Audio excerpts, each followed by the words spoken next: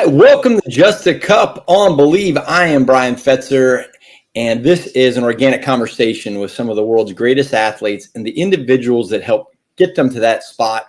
Hey, we're going to have a fun conversation today over a little cup. And today my guest is Adam Nicholls, who is a professor at the University of Hull over in the UK. He's on the International Journal of Sports Psychology editorial board. And he works with a lot of national governing bodies and a lot of coaches really around the UK and around the world. And we are excited to have him and talk a little bit about the mental side of sports because, just getting off the Olympics, it seems like it's been the buzz and kind of the catchphrase of athletes talking about the mental side. So, Adam, welcome to Just a Cup, and I'm excited to dive in and have some pretty interesting conversations. Yeah. Hi, Bryan. Yeah, it's great to chat to you. And I think one thing that I've been really, surprised about, not unsurprised and excited about is the number of athletes at the Olympics who have spoken about the different techniques that they're using, such as journaling, meditation, self-talk, visualization. And it has been, really insightful for me and a really good learning tool for me. So, yeah, it's great to speak to you. It's amazing.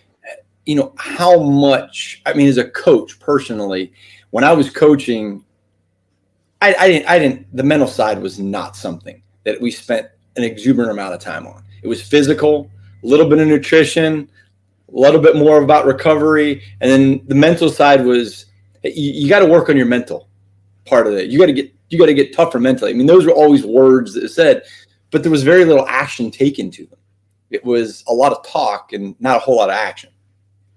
Yeah. No, I can relate to that. Back about 12 years ago, I gave a presentation to academy managers for Super League, which were rugby league clubs, so hardened Northern Englishmen, and a lot of the ex-academy directors were all former international players.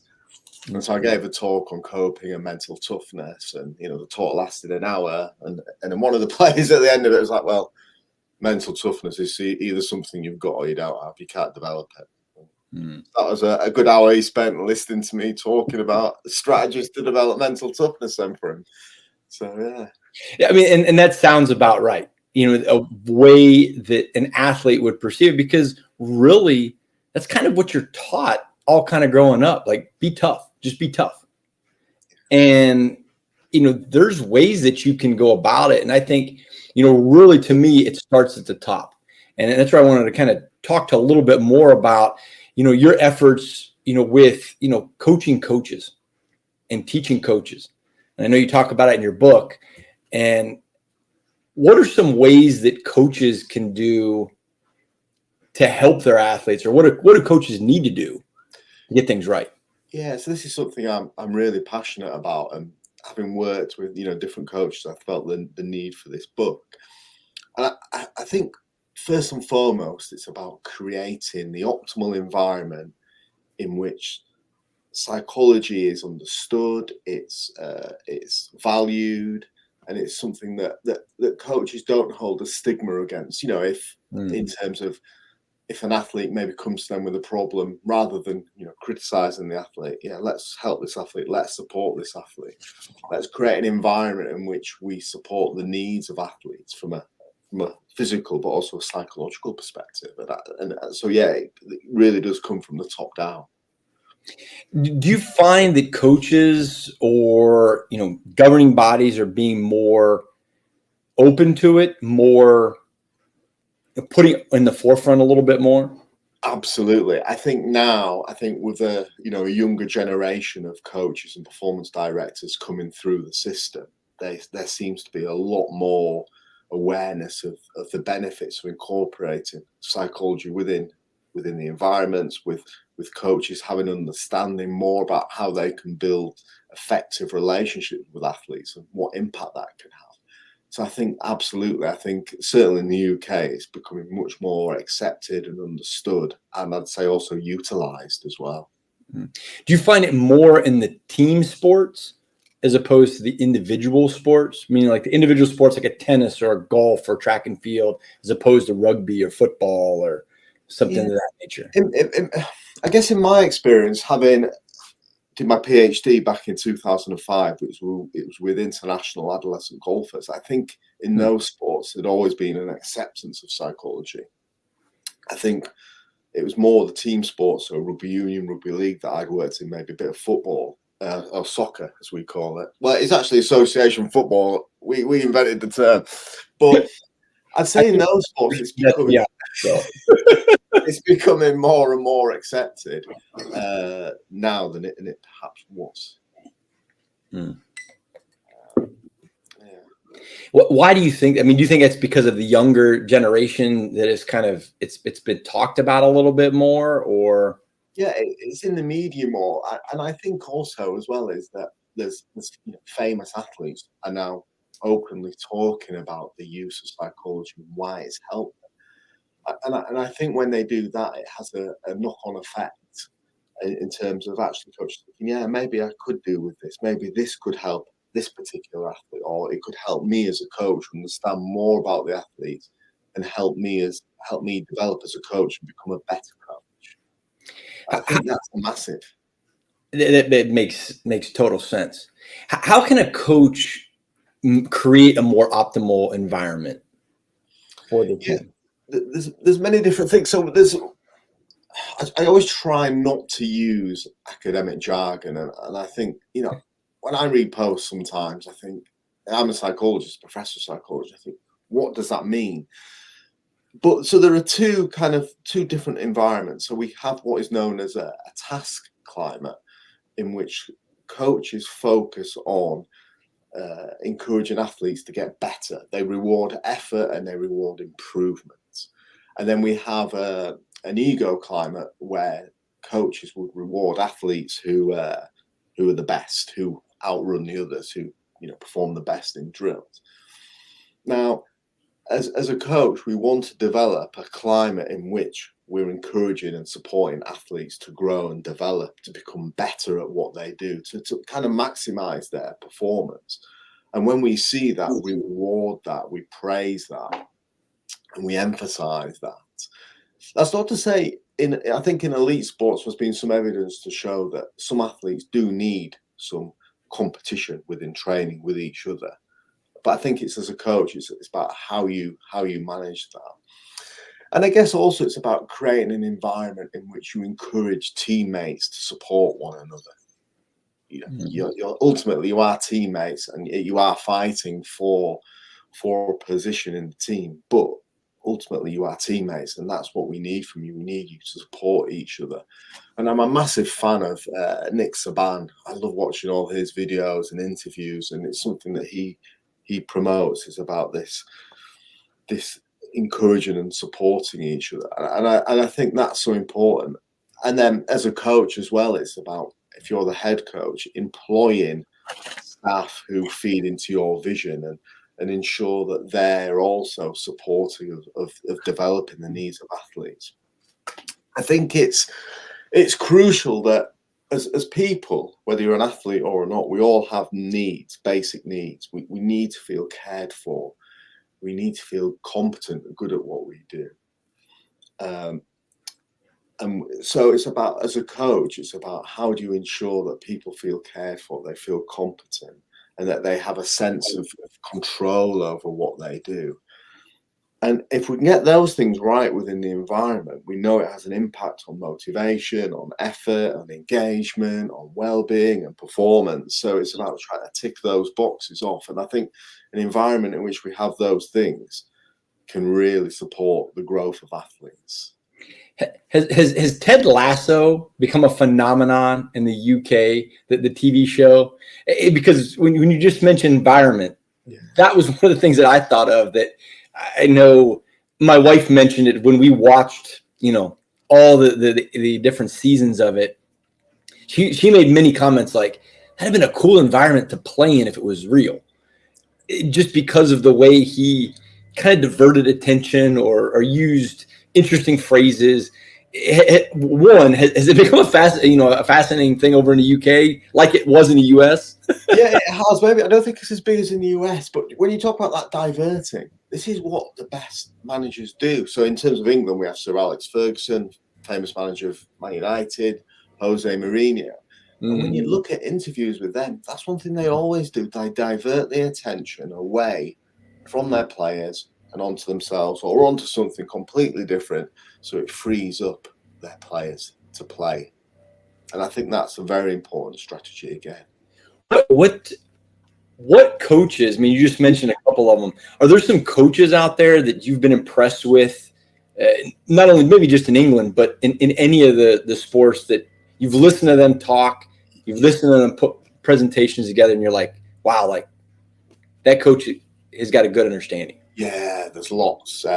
Steve Kerr, Golden State Warriors, on how he sets up the environment, why the environment matters, what his values are.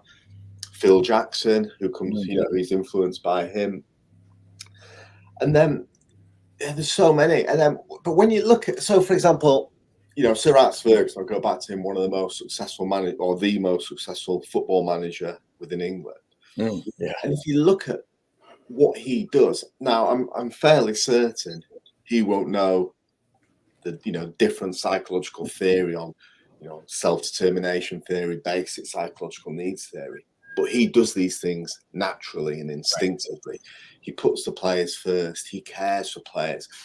There was a famous story with when Cristiano Ronaldo was playing for Manchester United and his dad was very ill, and at the time Man United had 2 or 3 big matches. And what he said is, to Cristiano Ronaldo is, family is first. Go and see your dad. It doesn't matter about the football. And he went off, and he came back. And he missed those important matches, but ultimately, he's showing that he cares for the person much more than the actual results and the performances. And just building those environments and that culture of that is, I think, is massive. I think with Steve Kerr, he talks about joy and meditation, and he wants the players to come to training every day feeling joy, and so in order to do that, he has to employ coaches that can help that, and just I'm really fascinated. I'd say probably more fascinated with a lot of the collegiate coaches that I follow, and as I mentioned before, Nick Saban is one of my favourites. But Mike McDaniels as well at the Dolphins. I love a lot of the stuff he says. And the Steelers head coach, I can't remember what his name was. Mike Tomlin. Yeah, I love Mike Tomlin. Yeah, he's amazing. Some of the I love him as well. Yeah.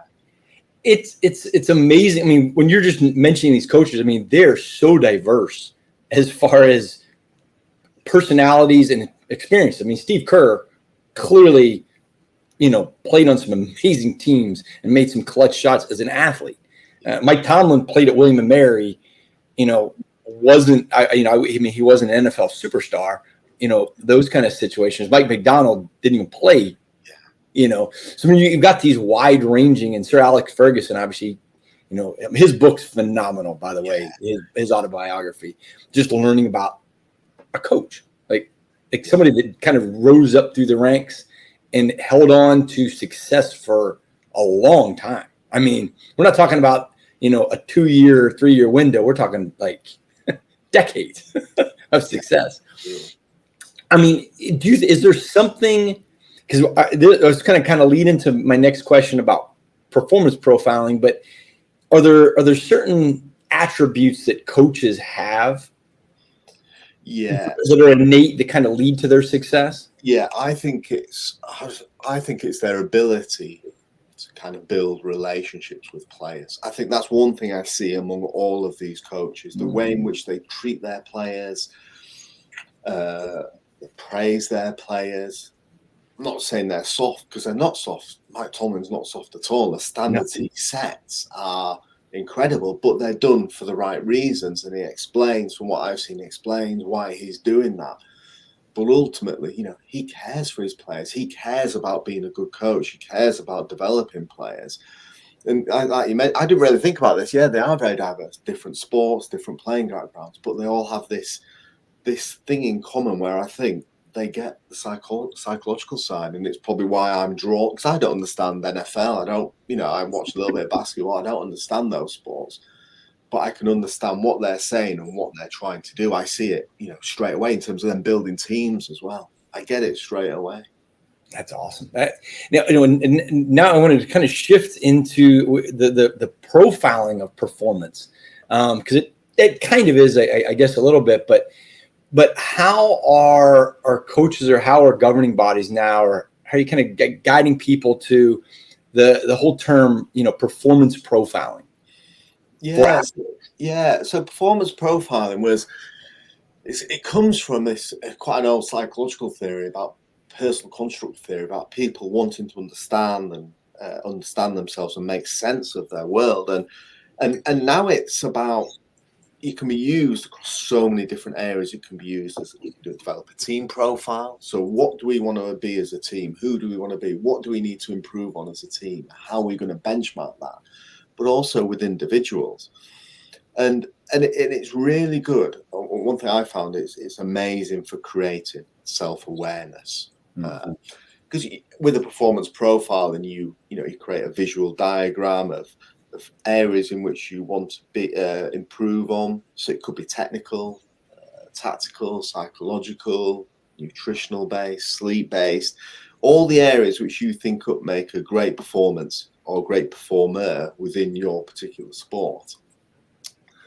And then you monitor the performance, or you get the coach to rate yourself. So for example, I might rate myself, if I'm a track athlete, as I don't know, 7 out of 10 for speed. You might, as a coach, might only give me a 4 out of 10. And then we would then have a discussion about that. Maybe speed's maybe a bit too, or it might be agility, or it might be some construct, or it might be my attitude. I might think my attitude is 8 out of 10. I've got a great attitude. And you might be like, well, no attitude, you're maybe only 4. You're a bit, grumpy in the morning, you whine a little bit, you whinge a little bit. Or it might, or something else, I might give myself strength or mental toughness. I might give myself a 6 out of 10, but you might say, actually, you're an 8 out of 10 for mental toughness. You've done this, you've done that when the chips were down. So and it's a great visual tool. When I've used it with athletes, so you'll complete it once, and then you'll do it a few more times, and just for them to see a visual picture of their levels of improvement is massive. It makes a big difference, much more so than you as a coach or me as a psychologist saying, yeah, I think you've got better in this, even though they create the diagram themselves.